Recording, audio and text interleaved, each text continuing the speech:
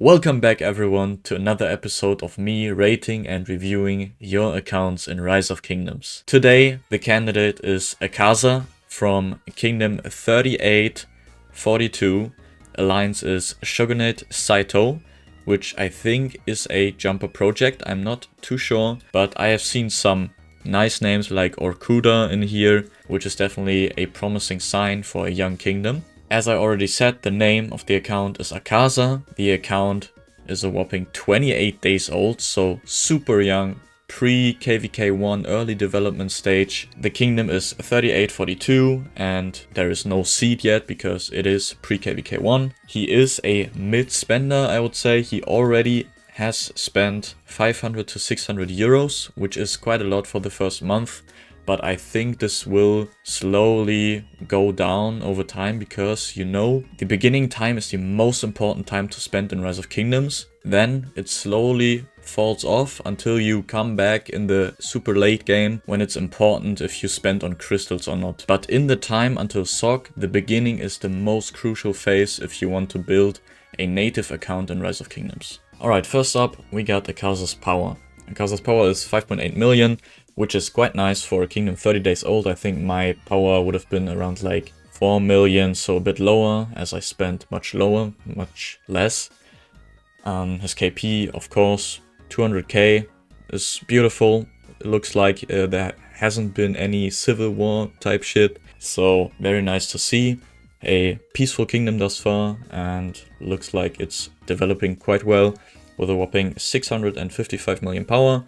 Usually we see kingdoms be at around 1 to 2 billion power for KVK1, if I'm not mistaken. They're on a pretty good way there. He has taken some debts, like it's not much at this age, but 10k debts. I would preferably not take any debts up until KVK, because you would just hinder your progression by getting debts.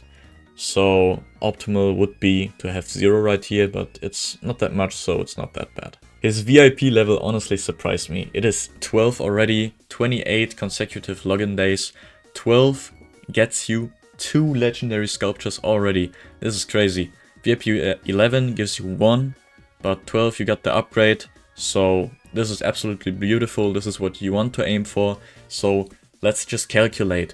At KVK, for example 3, when you want to invest your golden heads, you should be able to invest into like 2 to 3 legendary commanders, which would put you at around 2k golden heads that you want to have as a low to mid spender. Now thinking around 400 days until he is in KVK 3 to 4, meaning at a rate of at least 2 golden heads a day, this would make 800 golden heads just by VIP, which is absolutely beautiful. I think this is like the best part of this account I have seen until now. Of course, you can't unsee it, the Lotus skin, which is also a pretty nice addition. You can only get this one in pre-KVK1 at the beginning of your account in like the first 1 or 2 weeks. This is nice to have, like some people maybe play and get it for a collector's aspect, as it later falls off, of course. It only gives cavalry attack, but it's definitely also for PvE aspects a nice thing to have in the beginning. You can see he has T4 cavalry, which is slight foreshadowing. He possibly is a cavalry player. I know Akaza, he has been a cavalry player for some time. He has been playing this game for some years now, and yeah, I think he has always focused cavalry. So nice to see he has already unlocked T4, and he is training T1 Siege, which is nice, and he already got a nice amount of T3 already, but these don't matter too much. These only matter for certain events when you want to upgrade them, and T1 Siege, of course, for the gathering aspect. This statistic honestly kind of surprised me, like 150 million food, 150 million wood, 100 million stone, and 100 million gold is quite a lot for a young account of 30 days age. Like preferably, if you're a young account, you want to throw out everything you have, because it will all get back to you in a higher rate, exchange rate almost. And seeing him have probably even like excess resources at this level is quite nice and a good sign that he is developing at max speed for his spending type, and this is definitely a plus point and I like that. His speed ups on the other side look quite drained on the first look because 2 days of building and not even 1 day of research. This is nice because you want to push your eco stuff, although you want to have your eyes out for events like golden head events. 20 golden heads are crazy value early on, and you want to grab those first places if you can. This is probably why he is already saving up his uni days, because ain't no way that he is gonna like go for a zenith at this account age. So you want to preferably save a few hundred days to really like secure and lock in that first spot in either MGE or 20 golden head events. All in all, this looks perfectly fine to me and a really good job that he has done here. Despite his account being that young, you can already see he has 12 legendary equipment material choice chests saved up and lots of smaller ones as well. Extremely important early on to get like max value out of everything you get, because materials will be the bottleneck of your account as soon as you have invested into your legendary commanders in KVK 3. So this is the most important thing in the game, to invest super intelligent. Like what I'm already seeing, he is getting the most important pieces first. This is beautiful and I wouldn't recommend doing anything else. On the gold head side, this is looking incredible. In my opinion, this is looking like some big type of spender thing. If he can keep up at this rate, he will be considered a big spender, almost a whale in my opinion. Like 150 golden heads is crazy. If you factor in those 800 golden heads that I calculated earlier and get all those golden heads from events that will come on top, he will be at like probably 2,000 to 3,000 golden heads maybe if he doesn't invest earlier.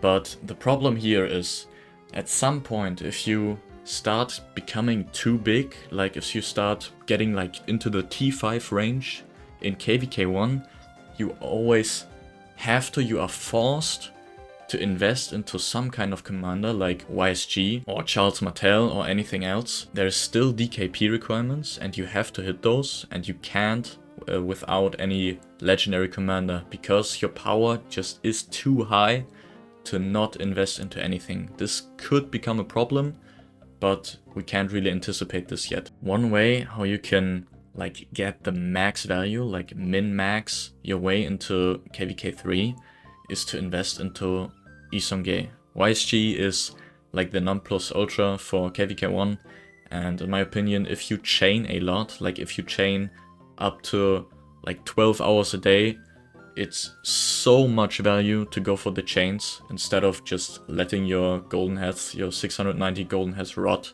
So if you can, and you're sure you will get enough golden heads to reinvest them into the meta commanders, because you won't have enough gear, then I would certainly go for YSG, and I hope this is what Akaza is planning for, because his account will be very good and on a very much higher power level than the usual accounts you will have in KVK 1. Now coming to the core of this account, which is probably not the core of the account yet, because it is KVK 1, are the commanders. We can see he has invested into Minamoto, but he hasn't gotten the expertise. This is interesting, as most players I know that are in the mid-spender range instantly get Minamoto to maxed.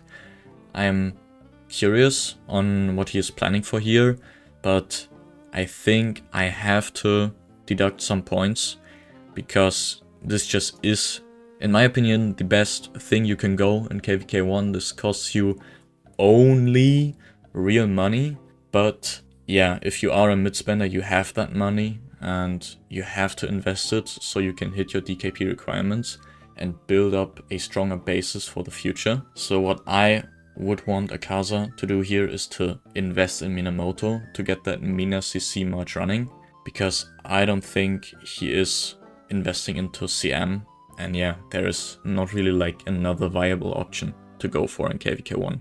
If there is, please share down below in the comments, but I don't know. Gear wise, we can't tell much because this is like basic gear. You already, like everyone gets this in the first weeks.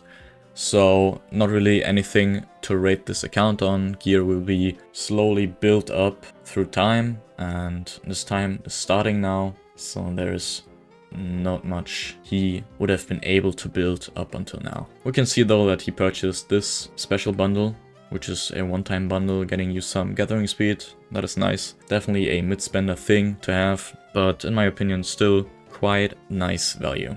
Okay, one more thing before the rating. I looked up into his favorites to see him buying all the Vanquisher bundles, which for me is the cherry on top. Vanquisher is my personal favorite bundle in this game, and in my opinion there is not much further to add to this account. Of course, I can't really give like a legit rating that compares to SOC accounts because this is a 30-day-old account, but for a 30-day-old account, in my opinion, this is pretty perfect. I would have loved to seen an expertise mina. This would be like a perfect account. So I am giving Akaza a whopping 4.9 points.